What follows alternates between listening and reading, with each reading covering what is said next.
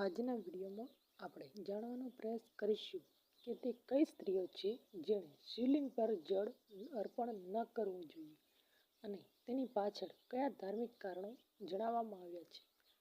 મિત્રો, પ્રાચીન સમયની વાત છે. કૈલાસ પર્વત પર માતા પાર્વતી ભગવાન શિવની નજીક આવે છે અને તેઓ વિનમ્ર ભાવે તેમને પ્રણામ કરે છે અને એક જિજ્ઞાસા સાથે પ્રશ્ન પૂછે છે કે હે પ્રભુ, આપ જ આ સૃષ્ટિના આદિ છો અને આપ જ અંત છો.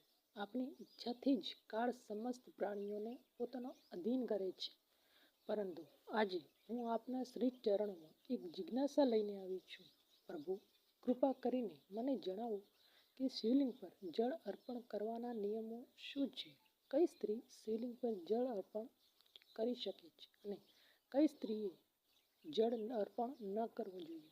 આ વિષયમાં મને વિસ્તારથી જ્ઞાન પ્રદાન કરો અને મારા મનની તમામ શંકાઓ દૂર કરો. મિત્રો, માતા પાર્વતીની આ વિનમ્ર પ્રાર્થના સાંભળીને ભગવાન ભોળાનાથ મંદ મંદ સ્મિત કરવા લાગ્યા અને જવાબ આપ્યો, હે દેવી પાર્વતી, આજે તમે અત્યંત ઉત્તમ અને કલ્યાણકારી પ્રશ્ન કર્યો છે. શિવલિંગ પર જળ અર્પણ કરવાના કેટલાક મહત્વપૂર્ણ નિયમો હોય છે અને તે નિયમોનું પાલન કરતાં જ જળ ચડાવવું જોઈએ.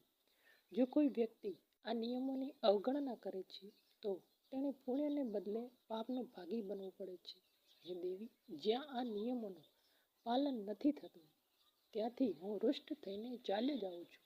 અને હે પ્રિય, આજે હું તને તે 3 પ્રકારની સ્ત્રીઓ વિશે જણાવીશ જેમણે શિવલિંગ પર જળ અર્પણ ન કરવું જોઈએ.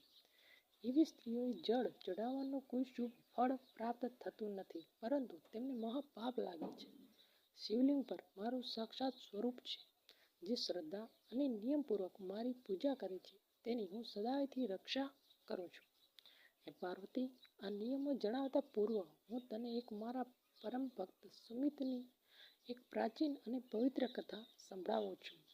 આ કથાને ધ્યાનપૂર્વક સાંભળવા માત્રથી સ્ત્રીને 100 વર્ષ સુધી શિવલિંગ પર જળ અર્પણ કરવા બરાબર પુણ્ય પ્રાપ્ત થાય છે. જે આ કથાને શ્રદ્ધાથી સાંભળે છે અને બીજાને પણ સંભળાવે છે તેના તમામ દુઃખ દૂર થઈ જાય છે, દરિદ્રતા નષ્ટ થાય છે અને તે સંસારની મોહમાયામાંથી મુક્ત થઈ જાય છે. માતા પાર્વતી વિનમ્ર ભાવે બોલ્યા, હે સ્વામી, આપના શ્રી મુખેથી આ પાવન કથાનું શ્રવણ કરાવો અને મારા માટે અત્યંત એ સૌભાગ્યની વાત છે. કૃપા કરીને તે કથા સંભળાવો. હું તેને શ્રદ્ધાપૂર્વક અને ધ્યાનથી અવશ્ય સાંભળીશ. ત્યારે ભગવાન શિવ દેવી પાર્વતીની તે પવિત્ર કથા સંભળાવવા લાગ્યા. મિત્રો, તમે પણ આ કથાને ધ્યાનપૂર્વક અંત સુધી અવશ્ય સાંભળજો, કારણ કે અડધું જ્ઞાન હંમેશા હાનિકારક હોય છે. તો ચાલો સાંભળીએ તે દિવ્ય કથા અને કોમેન્ટમાં શ્રદ્ધાથી હર હર મહાદેવ અવશ્ય લખજો. ત્યારે ભગવાન શિવ કહેવા લાગ્યા, હે દેવી પાર્વતી, આ ખૂબ જ પ્રાચીન કાળની વાત છે. દેવપુરી નામની નગરીમાં સુખદેવ નામનો એક બ્રાહ્મણ નિવાસ કરતો હતો.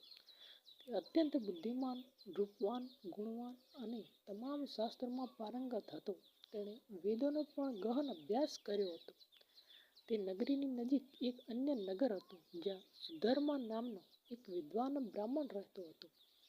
તેને એક પુત્રી હતી જેનું નામ સુમિતિ હતું. સુમતિ બાળપણથી જ ભગવાન શિવની મોટી શ્રદ્ધા અને સેવાભાવથી ભક્તિ કરતી હતી.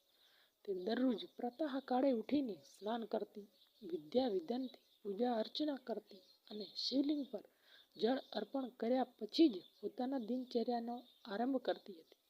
મનગમતો વર પ્રાપ્ત કરવા માટે તેણે શ્રાવણના 16 સોમવારના વ્રત પણ પૂરા નિયમો સાથે કર્યા હતા.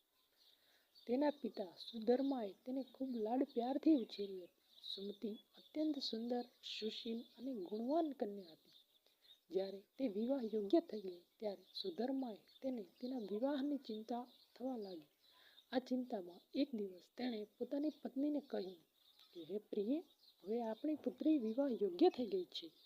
સમય આવી ગયો છે કે આપણે તેના માટે યોગ્ય વરની શોધ કરીએ અને તેના વિવાહ સંપન્ન કરીએ. ત્યારે તેની પત્ની વિનમ્રતાથી બોલી, હે સ્વામી, મારી દ્રષ્ટિમાં એક યોગ્ય અને વિદ્વાન બ્રાહ્મણ છે. તેઓ મારા ભાઈની નગરીમાં રહે છે. તેમનું નામ સુખદેવ છે. તેઓ અત્યંત સજ્જન ધર્મપરાયણ અને શાસ્ત્રોના જ્ઞાતા છે. મારો વિચાર છે કે જો આપણી પુત્રીના લગ્ન તે જ શ્રેષ્ઠ બ્રાહ્મણ સાથે થઈ જાય તો તે નિશ્ચિતપણે સુખી અને સમૃદ્ધ જીવન વિતાવશે. ત્યારે સુધર્મા બોલ્યા, હે પ્રિય, તું બિલકુલ સાચું કહે છે. મેં પણ સુખદેવજી વિશે ખૂબ પ્રશંસા સાંભળી છે. તેઓ સાચે જ એક યોગ્ય અને સંસ્કારી બ્રાહ્મણ છે. આપણી પુત્રીના લગ્ન તેમની સાથે કરવા જ યોગ્ય રહેશે. હું કાલે જ તેમની પાસે વિવાહનો પ્રસ્તાવ લઈને જઈશ. અને બીજા દિવસે સુધર્મા સુખદેવના ઘરે પહોંચ્યા. તે સમયે સુખદેવ મોટા પ્રેમ અને શ્રદ્ધાથી પોતાના માતા પિતાની સેવા કરી રહ્યા હતા. ત્યારે સુધર્માએ આ દ્રશ્ય જોયું અને તેમનું હૃદય પ્રસન્નતાથી ભરાઈ ગયું. તેઓ મન જ વિચારવા લાગ્યા, વાહ, આ બ્રાહ્મણ પુત્ર કેટલો મહાન છે. કેટલી ભક્તિ અને સમર્પણથી પોતાના માતા પિતાની સેવા કરી રહ્યો છે. નિશ્ચયપૂર્વક આજ મારી પુત્રી માટે યોગ્ય વર છે. ત્યારે સુખદેવે દ્વાર પર ઊભેલા સુધર્માને જોયા. તેઓ તરત જ આગળ આવ્યા અને આદરપૂર્વક તેમનું સ્વાગત કર્યું. વિનમ્ર સ્વરમાં બોલ્યા, હે વિપ્રવર, પધારો, આપનું હાર્દિક સ્વાગત છે. કૃપા કરીને જણાવો કે હું તમારી કઈ પ્રકારે સેવા કરી શકું છું. સુખદેવનો મધુર વ્યવહાર અને અતિથિ સત્કાર જોઈને સુધર્મા અત્યંત પ્રસન્ન થઈ ગયા.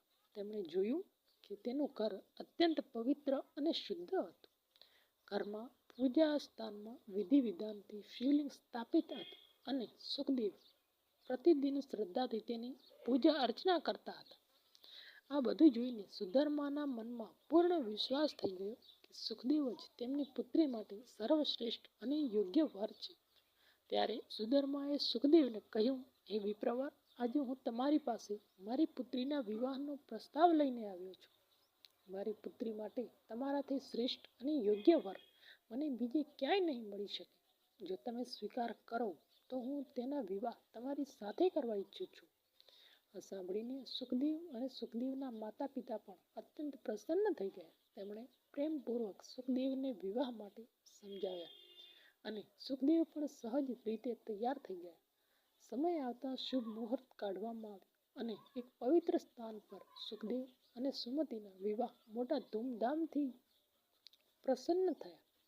સુમતિનું સુંદર, મનમોહક અને સૌમ્ય રૂપ જોઈને સુખદેવ પણ અત્યંત પ્રસન્ન થઈ ગયા. તે માત્ર રૂપવતી જ નહીં પરંતુ ગુણવતી પણ અને શીલવાન અને ચરિત્રવાન પણ હતી. વિવાહ પછી જ્યારે સુમતિ પોતાના સાસરે પહોંચી ત્યારે તેણે તેના પતિ તથા સાસુ સસરાની પૂરા મનથી સેવા કરવાની શરૂ કરી દીધી. પોતાની મધુર વાણી અને શ્રેષ્ઠ વ્યવહારથી તેણે શીઘ્ર જ સૌના મન જીતી લીધા. તે દરરોજ તેના પતિ પહેલા જાગતી, ઘરનું આંગણું સાફ કરતી, પછી સ્નાન કરીને પૂજા ઘરમાં જતી અને વિધિ વિધાનથી ભગવાન શિવની પૂજા કરતી. નિત્ય શિવલિંગ પર જળ અર્પણ કરતી અને બીલીપત્ર ચડાવતી. દિવસભર ઘરના તમામ કાર્યો કરતી અને પરિવારના દરેક સભ્યને પ્રસન્ન રાખવાનો પ્રયાસ કરતી. રાતે પતિના ચરણ દબાવીને તેમને સૂઈ ગયા પછી જ પોતે વિશ્રામ કરતી અને સુમતિમાં એક આદર્શ પતિવ્રતા નારીના તમામ ગુણ વિદ્યમાન હતા. તે પોતાના પતિને જ પરમેશ્વર માનીને તેમની સેવા કરતી હતી. તેણે ક્યારેય કોઈ અન્ય પુરુષ વિશે વિચાર પણ ન કર્યો હતો. તે સત્ય અને પવિત્રતાનું પાલન કરનારી સ્ત્રી હતી. તેવા સમયે સાત્વિક અને સરળ સ્વભાવથી પ્રસન્ન થઈને માતા લક્ષ્મી પણ તેના પર કૃપા વરસાવવા લાગી. માનો સ્વયં લક્ષ્મી તેના ઘરમાં નિવાસ કરવા લાગ્યા હોય. તેના જીવનમાં સુખ, શાંતિ અને સમૃદ્ધિ આવવા લાગી. મિત્રો, ત્યારે ભગવાન શિવ આગળ કહેવા લાગ્યા, હે દેવી પાર્વતી, ધનની દેવી લક્ષ્મી તે જ સ્ત્રીઓ પર પોતાની કૃપા દ્રષ્ટિ બનાવી રાખે છે જે પતિવ્રતા હોય છે અને સત્ય તથા ધર્મનું પાલન કરે છે. સુમતિની અંદર એક શ્રેષ્ઠ પતિવ્રતા નારીના તમામ ગુણ વિદ્યમાન હતા. પરંતુ એ પાર્વતી, હવે હું તને જણાવીશ કે તેની એક નાની સરખી ભૂલના કારણે તેનો આખો પરિવાર દુઃખોના અંધકારમાં ડૂબી ગયો અને તેના જીવનમાં કલેશ, અશાંતિ અને પીડાનું આગમન થયું. એક દિવસની વાત છે. તે દિવસે સવારથી જ શ્રાવણ માસ આરંભ થવાનો હતો અને સંયોગવશ તે દિવસે અમાસ પણ હતી. તે દિવસે સુમતિએ બપોરના ભોજનમાં અનેક પ્રકારના શાકભાજી બનાવ્યા. તેમાં ડુંગળી, ફ્લાવર અને અન્ય સામગ્રી દહીં સાથે મેળવીને રાંધવામાં આવી હતી. સ્વાદ વધારવા માટે તેણે સાધારણ નમકનો પણ ઉપયોગ કર્યો હતો. સાંજ પહેલાં આખો પરિવાર ભોજન કરીને વિશ્રામ કરવા ચાલ્યો ગયો. ભોજન એટલું સ્વાદિષ્ટ હતું કે તેણે થોડું શાક પણ બચી ગયું. બીજી સવારે સુમતિ અને સુખદેવી તે જ વધેલું ભોજન ગ્રહણ કરી લીધું. અને કહેવાય છે કે તામસી આહાર મન અને ઇન્દ્રિયો પર વિપરીત પ્રભાવ પાડે છે. તેની જ અસર તે બંને પર પડી. સુમતિ અને પોતાના નિત્ય નિયમોથી ચૂકી ગઈ. તે દૈનિક શુદ્ધાચારથી પાલન કર્યા વિના તેણે શિવલિંગને સ્પર્શ કરી જળ અર્પણ કરી દીધું. આ પ્રકારે અજાણતા તેની પૂજાની મર્યાદાનું ઉલ્લંઘન કરી દીધું. ત્યારથી જ તેના જીવનમાં વિપરીત પરિસ્થિતિઓનો આરંભ થઈ ગયો. હવે આગળ ભગવાન ભોળાનાથ કહેવા લાગ્યા કે હે દેવી પાર્વતી, તે જ દિવસે તે જોઈને હું અત્યંત ક્રોધિત થઈ ગયો. મારી પૂજાની પવિત્રતા ભંગ થતી જોઈ હું મારા જ ભક્તની રૂષ્ટ થઈને ત્યાંથી ચાલ્યો ગયો. મારા ત્યાંથી જતાં જ સુમતિના જીવનમાં મા દુર્ગાદેવી પ્રવેશ કરી લીધો અને તેના શરીર અને મનમાં મન મહામોહનો વાસ થઈ ગયો. તે મહામોહે તેને ધીરે ધીરે તમામ ધાર્મિક કાર્યોથી દૂર કરી દીધી અને તેને કરવામાં આવેલા શ્રાવણ સોમવારનું વ્રત તેના પુણ્ય પણ નષ્ટ થવા લાગ્યું. અજાણતા તેમણે લસણ, ડુંગળી જેવા તામસિક પદાર્થનું સેવન કર્યું. સોમવારના વ્રતની દિવસે પણ સુમતિએ સાધારણ નમકનો ઉપયોગ કરી લીધો હતો, જેનાથી તેનું વ્રત નિષ્ફળ થઈ ગયું. હે દેવી, તે વ્રતોથી મનુષ્યને મહાન પુણ્ય પ્રાપ્ત થાય છે, તે જ વ્રતો તેના માટે વ્યર્થ થઈ ગયા. તે અજાણતા પાપની ભાગીદાર બનતી જતી હતી. મહામોહકના પ્રભાવથી સુમતિની બુદ્ધિ ભ્રમિત થઈ ગઈ હતી. તેનું મન અને સંયમથી હટીને વિષય પર વાસનાઓમાં ગુંજવા લાગ્યો હતો. તેની વિપરીત પ્રભાવ તેના પતિ પર પણ પડ્યો. તેનું મન પણ અસ્થિર અને ચંચળ રહેવા લાગ્યું. ધીરે ધીરે બંનેના જીવનમાંથી સંયમ સમાપ્ત થઈ ગયો અને તેઓ મર્યાદાઓને ભૂલવા લાગ્યા. પછી એક દિવસ અજ્ઞાતવશ તેમણે એની ભૂલ કરી દીધી, જેનાથી મોટો અનર્થ થઈ ગયો. હે પાર્વતી, શાસ્ત્રમાં કહેવામાં આવ્યું છે કે કેટલીક અવસ્થાઓમાં સ્ત્રી પુરુષે અત્યંત સંયમ અને શુદ્ધતા રાખવી જોઈએ. પરંતુ જ્યારે મનુષ્ય મોહ અને વાસનાનો વશ થઈ જાય છે, ત્યારે તે ધર્મ અધર્મનો વિચાર કરી નથી શકતો. તે જ પાપના પ્રભાવથી સુમતિ તેના પતિના શરીરમાં ભયંકર રોગ ઉત્પન્ન થયો. તે અચાનક જમીન પર પડી ગયો. તેનું શરીર પીડાથી તડપવા લાગ્યું. અંગમાં બળતરા થવા લાગી અને તે અસહ્ય કષ્ટથી કણસવા લાગ્યો અને બૂમો પાડવા લાગ્યો. હાય, આ મારાથી શું અપરાધ થઈ ગયો? મારા આ દ્વાર કેવું ભયંકર પાપ થઈ ગયું? બધું જાણવા છતાં પણ મેં મહાપાપ કરી નાખ્યું છે. ભોળાનાથ, હવે મારી રક્ષા કોણ કરશે? મને આ કષ્ટમાંથી મુક્ત કોણ કરશે? તે દર્દથી કણસતો ભગવાન શિવે કરવા લાગ્યો. ત્યારે તેની કરુણા પુકાર સાંભળીને સુમતિના આંસુ તરત જ ત્યાં આવી પહોંચ્યા. તેણે પોતાના પુત્રને તે અવસ્થામાં જમીન પર પડેલો જોયો અને તેનું હૃદય કંપી ઉઠ્યું. તેનું શરીર રોગથી ગ્રસ્ત થઈ ગયું હતું. તે અસહ્ય પીડાથી છટપટાઈ રહ્યો હતો. આ દ્રશ્ય જોઈને તે શોક અને ક્રોધથી ભરાઈ ગઈ. ક્રોધમાં તેની આંખો લાલ થઈ ગઈ અને તેને સુમતિ તરફ જોતા કઠોર સ્વરમાં કહ્યું, અરે પાપણી, ત્યાં શું અનર્થ કરી નાખ્યો છે? પોતાના જ પતિનું જીવન સંકટમાં નાખી દીધું અને જરા પણ ધર્મ અને મર્યાદાનું ધ્યાન ન રહ્યું. તારી આ જ ભૂલના કારણે મારે આજે મારા દીકરાની આ દશા થઈ છે. તેના શબ્દો બાણની જેમ સુમતિના હૃદયમાં વાગવા લાગ્યા. પોતાના પતિની આવી દયનીય અવસ્થા જોઈને સુમતિ ભયથી કંપી ઉઠી. તેનો ચહેરો પીળો પડી ગયો અને આંખમાંથી આંસુ વહેવા લાગ્યા. તે ફૂટ રડવા લાગી અને હાથ જોડીને બોલી, હે સાસુમા, મને ક્ષમા કરી દો. મારાથી બહુ મોટો અપરાધ થઈ ગયો છે. હું અજ્ઞાન અને દુર્બળતાના વશીભૂત થઈ ગઈ હતી. મારી જ આ ભૂલના કારણે આજે આ અનર્થ થયો છે. હું મારા અપરાધ માટે અત્યંત લજ્જિત છું. કૃપા કરીને મને ક્ષમા કરી દો.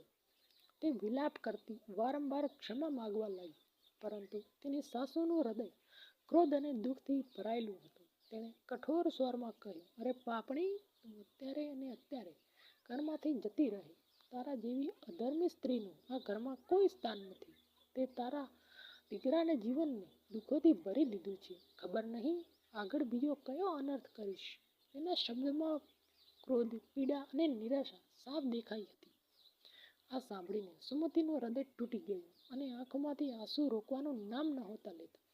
કંપતા સ્વરે તે હાથ જોડીને બોલી, હે સાસુમાં, હું ક્યાં જાઉં? મારા પતિ સિવાય આ સંસારમાં મારો કોઈ સહારો નથી. હું તમને છોડીને કેવી રીતે જીવીશ?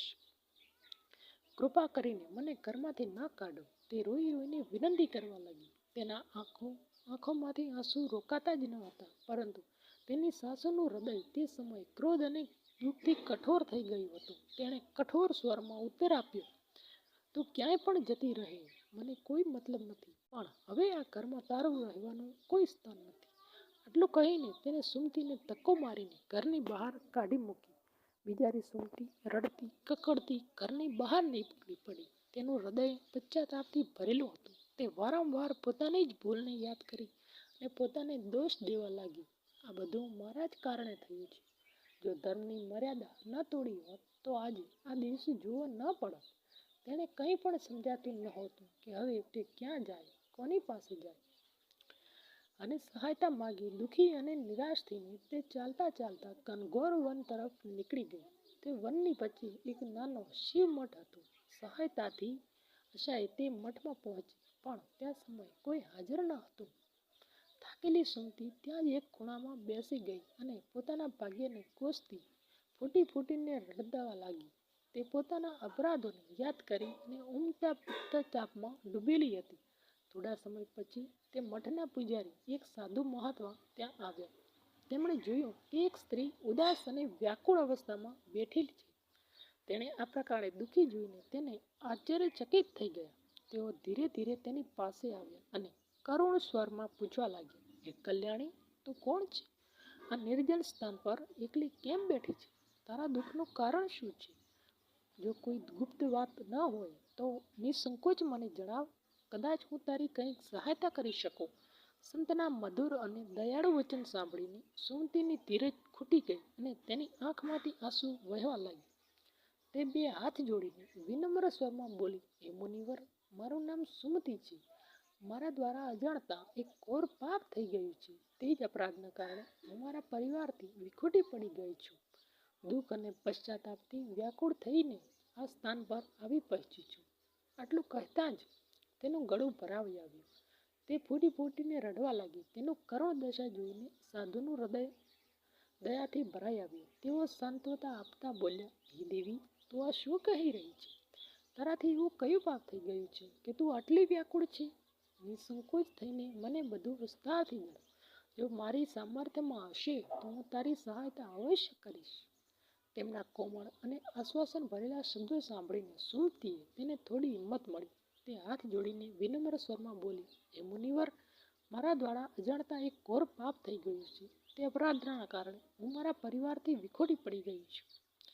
એટલે તે હું તમને વાત કરું છું. મનુષ્યની ભૂલ થઈ જાય છે, પરંતુ સાચા પક્ષપાતથી અને પ્રાયશ્ચિતથી પાપ અવશ્ય નષ્ટ થઈ જાય છે. જો તું સાચા મનથી ભગવાન શિવના શરણમાં જઈશ તો તને પાપોથી મુક્તિ મળી જશે.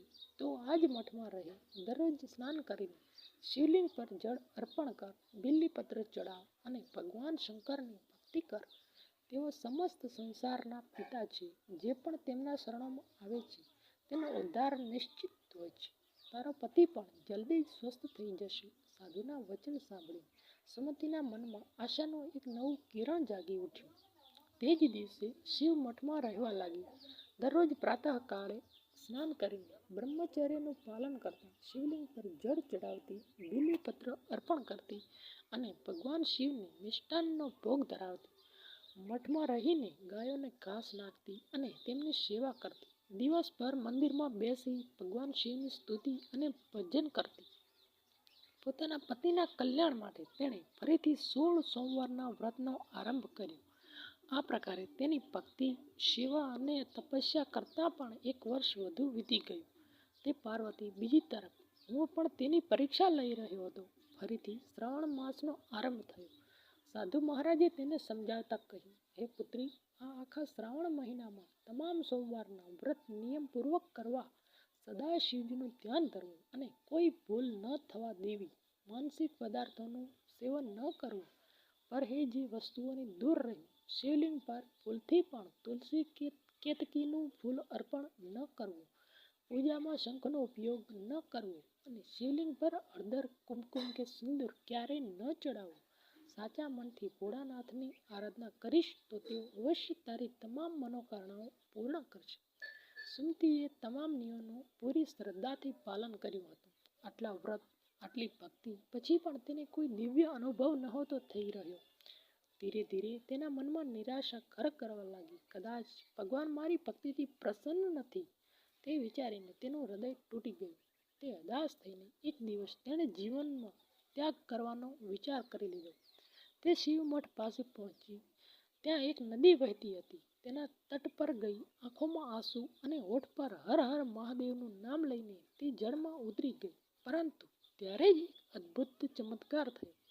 જેવી તે જળમાં ડૂબી, તે જ ક્ષણે કોઈ દિવ્ય શક્તિ તેને પાછી ઉપર લઈ આવી. જ્યારે તેણે આંખો ખોલી અને તેની સામે જોયું તે સ્વયં ભગવાન શિવ સાક્ષાત ઊભા હતા. તેમના તેજથી ચારે બાજુ પ્રકાશ ફેલાઈ ગયો. મિત્રો, સુમતીની અતૂટ શ્રદ્ધા, તપસ્યા અને ભક્તિથી ભગવાન શિવ અત્યંત પ્રસન્ન થઈ ગયા હતા. તેમણે સાક્ષાત દર્શન આપ્યા. ભગવાન શિવને પોતાની સામે જોઈને સુમતી ભાવ વિભોર થઈ ગઈ. તે વારંવાર તેમના ચરણોમાં પડીને પ્રણામ કરવા લાગી અને સ્તુતિ કરવા લાગી. ત્યારે ભગવાન શિવ તેને પ્રેમપૂર્વક તેને બોલ્યા, હે પુત્રી, તે અત્યંત શ્રદ્ધા, નિષ્ઠા અને સાચા ભક્તિભાવથી મારી આરાધના કરી છે. તે તપ, સંયમ અને વ્રતોનું પાલન કરી મન અને ઇન્દ્રિયોને વશમાં કર્યા છે. તારી ભક્તિથી હું અત્યંત પ્રસન્ન છું. હવે કહે, તારી શું ઈચ્છા છે? જે પણ વર માગીશ તે હું અવશ્ય પ્રદાન કરીશ. ભગવાન શિવના આ કૃપામય વચન સાંભળીને સુમતીની આંખોમાંથી આનંદના આંસુ વહેવા લાગ્યા. તે બે હાથ જોડીને વિનમ્ર ભાવે બોલી, હે પ્રભુ, આપ દયાળુ અને સર્વસ્ત્ર છો. કૃપા કરીને મને જણાવો કે મારાથી એવો કયો દોષ થઈ, કઈ ભૂલ થઈ કે કારણે મારા મનમાં કામ અને મોહનો નવો વાસ થયો, જેના કારણે મારાથી આટલું મોટું પાપ થઈ ગયું અને મારા પતિને ભયંકર રોગ સહન કરવો પડ્યો. હે નાથ, કૃપા કરીને મારા અપરાધનું કારણ જણાવો, જેથી ભવિષ્યમાં હું એવી ભૂલ ક્યારેય ન કરું. ત્યારે ભગવાન શિવ કરુણામય સ્વરમાં બોલ્યા, હે પુત્રી, હવે તું ધ્યાનપૂર્વક સાંભળ. તારાથી જે ભૂલ થઈ તે અજાણતા અવશ્ય હતી, પરંતુ તે પૂજાની મર્યાદા વિરુદ્ધ હતી. એક દિવસ શ્રાવણ મહિનામાં તે માનસિક આહારનું સેવન કર્યું હતું. ત્યારે પછી આ શુદ્ધાચાર અને સ્નાન કર્યા વિના જ તે શિવલિંગને સ્પર્શ કરી જળ અર્પણ કરી દીધું હતું. હે પુત્રી, જ્યારે સ્ત્રી પુરુષ ગૃહસ્થ ધર્મનું પાલન કરે છે, ત્યારે પછી શરીરને શુદ્ધ કર્યા વિના પૂજા અર્ચના ન કરવી જોઈએ. એવી અવસ્થામાં શિવલિંગને સ્પર્શ કરવો ઉચિત માનવામાં નથી આવ્યો. શિવલિંગ મારો જ સાક્ષાત સ્વરૂપ છે, મારો અંશ અવતાર છે. તેની પવિત્રતા જાળવી રાખવી અત્યંત આવશ્યક છે. પરંતુ તે અપવિત્ર અવસ્થામાં જ મને તે જળ અર્પણ કર્યું, જેનાથી પૂજાની મર્યાદાનો ભંગ થઈ. એના કારણે જ હું તારા ઘરથી રૂષ્ટ થઈને ચાલ્યો ગયો. મારા ત્યાંથી જતાં જ તારા જીવનમાં મોહે પ્રવેશ કર્યો. તે મોહે તારી બુદ્ધિને ભ્રમિત કરી દીધી હતી અને તારા તથા તારા પતિ બંનેના મન પર વાસનાઓનો પ્રભાવ વધી ગયો. જ્યારે મનુષ્ય ધર્મ અને સંયમ ગુમાવે છે, ત્યારે તેના જીવનમાં સ્થાન બનાવી લે છે અને પાપના પ્રભાવથી તારા પતિને ભયંકર રોગે ઘેરી લીધો હતો. ભગવાન શિવની વાણી સાંભળીને સુમતી લજ્જા અને પશ્ચાતાપથી ભરાઈ ગઈ. તે હાથ જોડી ફરી બોલી, હે પ્રભુ, મારાથી આ મોટો અપરાધ જાણતા થઈ ગયો છે. હું અજ્ઞાનવશ ધર્મની મર્યાદાને સમજી ન શકી. મારી આ જ ભૂલને કારણે મારા પતિને આટલું કષ્ટ સહન કરવું પડ્યું. હે ભોળાનાથ, હવે આપ દયાળુ છો, આપ જ મારા રક્ષક છો. કૃપા કરીને જણાવો કે આ પાપનું પ્રાયશ્ચિત શું છે?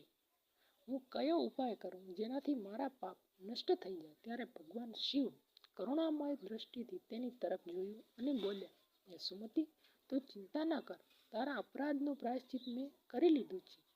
1 વર્ષ સુધી તે પૂર્ણ સંયમ અને બ્રહ્મચાર્યનું પાલન કર્યું. નિત્ય શ્રદ્ધાથી તારી પૂજા કરી, શિવલિંગ પર જળ અર્પણ કર્યું, બીલીપત્ર ચડાવ્યું અને 16 સોમવારના વ્રત પણ કર્યા. તારી આ તપસ્યા, પશ્ચાતાપ અને સાચી ભક્તિને તારા તમામ પાપોને નષ્ટ કરી દીધા છે. હે પુત્રી, હવે તું પૂર્ણપણે પાપોથી મુક્ત છે. ભગવાન શિવના આ કૃપામય વચન સાંભળીને સુમતિનું હૃદય આનંદથી ભરાઈ આવ્યું. તેની આંખોમાંથી આંસુ વહેવા લાગ્યા. તે બે હાથ જોડીને વિનમ્ર સ્વરથી ફરી બોલી, હે પ્રભુ, આપની કૃપાથી હું પાપોથી મુક્ત થઈ ગઈ છું. તો હવે મારી એક વધુ વિનંતી છે કે કૃપા કરીને મને એક જ્ઞાન પ્રદાન કરો કે કઈ અવસ્થામાં શિવલિંગ પર જળ અર્પણ ન કરવું જોઈએ અને શિવલિંગની પૂજા તથા જળ ચડાવવાના કયા નિયમો છે, જેથી ભવિષ્યમાં મારાથી કે અન્ય કોઈ ભક્તથી એવી ભૂલ ક્યારેય ન થાય. ત્યારે ભગવાન શિવ ગંભીર, શાંત અને ઉપદેશાત્મક સ્વરમાં બોલ્યા, હે પુત્રી, હવે હું તને શિવલિંગ પર જળ અર્પણ કરવાના નિયમો જણાવું છું. તેને તું ધ્યાનપૂર્વક અને સાંભળજે અને સદાય સ્મરણ રાખ. અને શિવલિંગ અત્યંત પવિત્ર છે. મારું આ સાક્ષાત સ્વરૂપ છે અને તે અત્યંત પ્રિય છે. તેથી તેની સાત્વિકતા અને પવિત્રતા જાળવી રાખવી એ દરેક ભક્તનું કર્તવ્ય છે. પહેલો નિયમ, ક્યારે પણ અપવિત્ર અવસ્થામાં શિવલિંગને સ્પર્શ ન કરવો જોઈએ. બીજો નિયમ, જે સ્ત્રી માસિક ધર્મની અવસ્થામાં હોય તેણે શિવલિંગને સ્પર્શ કે જળ અર્પણ ન કરવું જોઈએ. તે સમયે શરીરને વિશ્રામ અને શુદ્ધિની આવશ્યકતા હોય છે. તેથી પૂજ્યથી અલિપ્ત રહેવું જોઈએ અને ઉચિત છે. ત્રીજો નિયમ, સ્ત્રી અને પુરુષે દાંપત્ય સંબંધ પછી સ્નાન આદિ કરીને શુદ્ધ થયા પછી શિવલિંગને સ્પર્શ ન કરવો જોઈએ અને ન તો જળ અર્પણ કરવું જોઈએ. એવી અવસ્થામાં પૂજા કરવી દોષપૂર્ણ માનવામાં આવે છે. ચોથો નિયમ છે, સ્ત્રી પોતાના પતિને ત્યાગ કરી ચૂકી હોય અથવા તેના વિવાહ પછી અધર્મના માર્ગ પર ચાલતી હોય તો તેણે પણ શિવલિંગની પૂજા ન કરવી જોઈએ. હે પુત્રી, શિવલિંગની પૂજા સદાય પવિત્ર મન, શુદ્ધ શરીર અને સાત્વિક આચરણથી કરવી જોઈએ. ભક્તિમાં શુદ્ધતા જ સૌથી મોટો નિયમ છે. જે સ્ત્રી પતિવ્રતતા, સદાચારિણી અને ધર્મનું પાલન કરનારી હોય અથવા કુમારી કન્યા હોય તે સાચા ભક્તથી શિવલિંગની પૂજાનું પૂર્ણ ફળ પ્રાપ્ત કરે છે. આ શિવલિંગ પૂજાના મહત્વપૂર્ણ નિયમો છે. તું તેમને સદાય યાદ રાખજે અને અન્ય લોકોને પણ જણાવજે. ભગવાન શિવનો ઉપદેશ સાંભળીને તેમણે સુમતિને શ્રદ્ધાથી માથું નમાવ્યું અને વિનમ્ર સ્વરમાં બોલી, હે પ્રભુ, આપ દયાળુ છો, આપ કૃપાળુ છો, સમસ્ત સંસારના રક્ષક છો. જો આપ મારા પર પ્રસન્ન થયા છો તો મારા પર એક વધુ કૃપા કરો. મારા પતિને પણ ભયંકર રોગથી પીડિત છે. તેઓ અસહ્ય કષ્ટ સહન કરી રહ્યા છે. કૃપા કરીને તેમને આ રોગમાંથી મુક્તિ આપી દો. તેમનું સ્વાસ્થ્ય મારા જીવનનું સૌથી મોટું સુખ છે. તે રડતા રડતા વારંવાર ભગવાનને પ્રાર્થના કરવા લાગી. ત્યારે ભગવાન શિવ કરુણાથી હસ્યા અને બોલ્યા, હે પુત્રી, તે પૂરા 1 વર્ષ સુધી અત્યંત શ્રદ્ધા અને નિષ્ઠાથી આ શિવલિંગની પૂજા કરી છે. દરરોજ બીલીપત્ર ચડાવ્યું છે. વૃક્ષોમાં અને અત્યંત પ્રિય છે. તે ભક્ત સાચા મનથી બીલીપત્ર ચડાવે છે તેના પર મારી વિશેષ કૃપા હંમેશા રહે છે. તે જ પત્તાઓમાં મારી કૃપાનો વાસ છે. તે જ લઈને તારા પતિને ગુપ્ત રીતે ખવડાવી દે. તેઓ રોગ અને પાપથી બંનેમાંથી મુક્ત થઈ જશે. આટલું કહીને ભગવાન શિવ અંતર્ધ્યાન થઈ ગયા. ભગવાનના દર્શન અને વરદાન પામીને સુમતિ આનંદથી ભરાઈ ગઈ. તેની આંખોમાંથી કૃતજ્ઞતા આંસુ વહેવા લાગ્યા. તે વારંવાર ભગવાન શિવને પ્રણામ કરતી બોલી, હર હર મહાદેવ, આપની કૃપા અપરંપાર છે. પછી તે શિવલિંગ પર અર્પિત કેટલાક બીલીપત્ર સાવધાનીથી ઉઠાવીને તેને પોતાના ઘર તરફ ચાલી નીકળી. ઘરે પહોંચીને તેણે શ્રદ્ધાથી તે પત્તા પોતાના રોગગ્રસ્ત પતિને ખવડાવી દીધા. જેવા તેના પતિએ તે બીલીપત્ર ગ્રહણ કર્યા કે તરત જ તે ક્ષણે એક ચમત્કાર થયો અને ધીરે ધીરે તેનો રોગ દૂર થવા લાગ્યો. શરીર સ્વસ્થ અને તેજસ્વી થઈ ગયું. થોડી જ ક્ષણોમાં તે પૂર્ણપણે સ્વસ્થ થઈ ગયા અને આશ્ચર્ય અને આનંદથી ભરાઈને ઊભા થઈ ગયા અને સુમતિની ગળે લગાવી લીધી. આ દ્રશ્ય જોઈને સુમતિની સાસુ પણ સ્તબ્ધ રહી ગઈ અને તેની આંખોમાંથી પણ ખુશીના આંસુ નીકળી પડ્યા. અને તેને પોતાની ભૂલનો અફસોસ થયો અને તેમણે પણ તેમણે પણ સુમતિને સ્નેહપૂર્વક પોતાના ગળે લગાવી લીધી. ત્યાર પછી આખો પરિવાર ફરીથી સુખ, શાંતિ અને આનંદ સાથે રહેવા લાગ્યો. મિત્રો, તેણે ભગવાન શિવ આગળ કહેવા લાગી, દેવી, આ જ કારણ છે કે કેટલીક વિશેષ અવસ્થાઓમાં પણ સ્ત્રીઓએ શિવલિંગ પર જળ અર્પણ ન કરવું જોઈએ અને ન તો તેનો સ્પર્શ કરવો જોઈએ, અન્યથા તેના અશુભ પરિણામો અવશ્ય ભોગવવા પડે છે, જેવા સુમતિને ભોગવવા પડ્યા. પ્રિય દર્શકો, હવે આપણે શિવલિંગ પર પૂજા સાથે જોડાયેલા કેટલાક મહત્વપૂર્ણ નિયમો જાણીએ.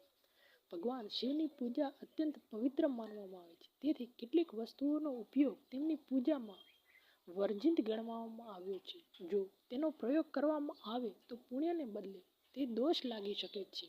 1. તુલસી પત્ર. તુલસી માતા લક્ષ્મીનું સ્વરૂપ માનવામાં આવે છે અને માતા લક્ષ્મી ભગવાન વિષ્ણુના અર્ધાંગિની છે. તેથી તુલસી પત્ર શિવલિંગ પર અર્પણ કરવામાં આવતું નથી. 2. શંખ. માન્યતા છે કે શંખની ઉત્પત્તિ શુંખચડ નામના દૈત્યમાંથી થઈ હતી. તેનો વધ ભગવાન શિવે કર્યો હતો. આ કારણે પૂજામાં શંખનો ઉપયોગ કરવામાં આવતો નથી. 3. કૈતકી. કૈતકીના ફૂલ. પુરાણો અનુસાર બ્રહ્મા અને વિષ્ણુના વિવાદમાં કૈતકીએ અસત્યનો સાથ આપ્યો હતો. ત્યારે ભગવાન શિવે તેને શ્રાપ આપ્યો કે તેની પૂજામાં ઉપયોગ નહીં થાય. તેથી કૈતકીના પુષ્પ પણ શિવલિંગ પર ચઢાવવામાં આવતા નથી. ભગવાન શિવને બીલીપત્ર અત્યંત પ્રિય છે. આ સિવાય ધતુરો.